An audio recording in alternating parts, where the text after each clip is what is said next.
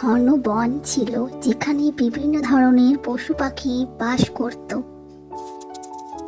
বনের রাজা একটি শক্তিশালী সিংহ ছিল সেখানে। এই বনে ছিল একটি শান্ত প্রকৃতির হরিণ এবং খুবই দ্রুত ও সতর্ক।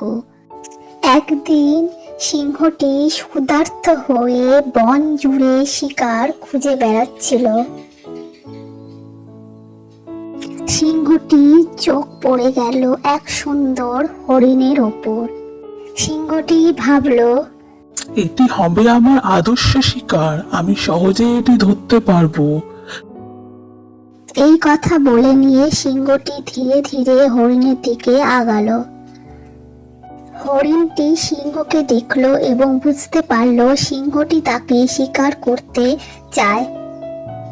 হরিণটি খুব ভয়ে ভয়ে সিংহের দিকে তাকিয়ে বলল, সিংহ মহারাজ, আপনি এত শক্তিশালী এবং গর্বিত, আমি তো আপনার সামনে কিছুই না, কিন্তু যদি আপনি আমাকে বাঁচিয়ে দেন আমি আপনাকে একটা বড় উপহার দিতে পারি।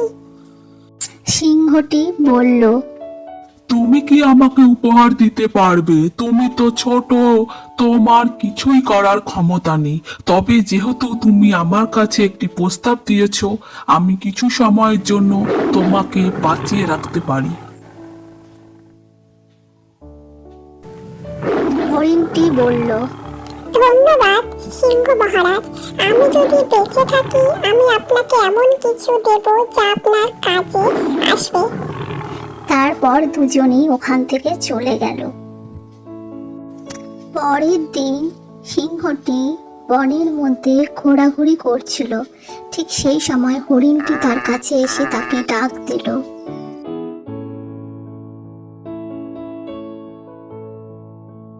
হরিণ বলল, তুমি আমার সাথে চলো, তোমাকে আমার কিছু উপহার দেওয়ার আছে। তারপর সিংহটি হরিণের সাথে গেল। হরিণ সিংহকে তার নিজের জায়গায় নিয়ে আসলো এবং তাকে বলল, এই পাথরটি আপনার জন্য সিংহ মহারাজ, এটি আপনাকে আরো বেশি শক্তিশালী এবং সম্মানিত করবে। সিংহটি অবাক হয়ে বলল, তুমি আজ আমাকে সত্যি সাহায্য করলে, তা আমি কখনো ভাবিনি।